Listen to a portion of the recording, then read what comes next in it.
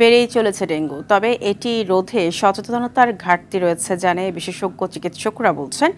আক্রান্তরা মশারি ব্যবহার না করায় রোগীর স্বজন ও অন্যদের মাঝে ছড়িয়ে পড়তে পারে ডেঙ্গু। তাদের পরামর্শ, ডেঙ্গু রোগীদের সবসময় মশারির ভেতরে থাকতে হবে। আরও জানাচ্ছেন বিপুল দেবরায়। রাত্রে ব্যবহার, দিনে কোনো ব্যবহার না। চিকিৎসকরা দিনে ব্যবহার করা কিছু বলে না। আসলে বলতে গেলে এই এমন চিত্র কিন্তু আমরা হাসপাতালের প্রতিটা বেডে দেখতে পেয়েছি যে আসলে চিকিৎসকরা বলেন বা বিশেষজ্ঞরা বলেন যে মশার বাহিত রোগে অর্থাৎ ডেঙ্গু রোগে যারা আক্রান্ত হয় সে সকল রোগীদের অবশ্যই সচেতনতা, পরিষ্কার পরিচ্ছন্নতা এবং মশারি ব্যবহারের বিষয়টি বাধ্যতামূলক। তবে এই হাসপাতালের বেডগুলোতে এসে আমরা তার ভিন্ন চিত্র দেখতে পাই। এইটার সচেতনতার অনেকটাই অভাব রয়েছে বলে মনে করছেন এখানকার রোগী এবং তাদের স্বজনরা। রাজধানীর শহীদ সোহরাওয়ার্দী মেডিকেল কলেজ হাসপাতালের চিত্র এটি।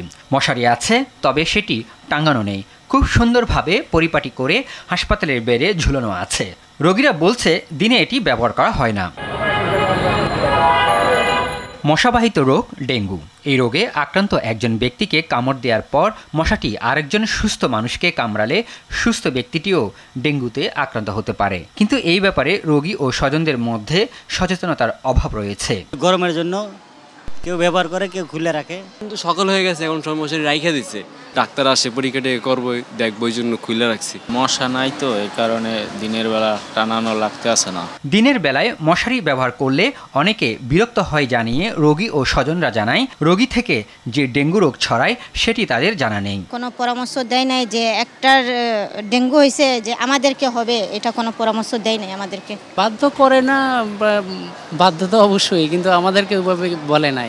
বিশেষজ্ঞ চিকিৎসকরা বলছেন ডেঙ্গু রোগ ছড়ানো রোধ করতে হলে মশারি ব্যবহারে সচেতন হতে হবে। যদি ডেঙ্গু ভাইরাস যার আছে শরীরে, সেই মানুষকে যদি একটা সুস্থ মশা কামড়ায় তাহলে কিন্তু সেই মশাটা জীবাণুটা নিয়ে যাচ্ছে।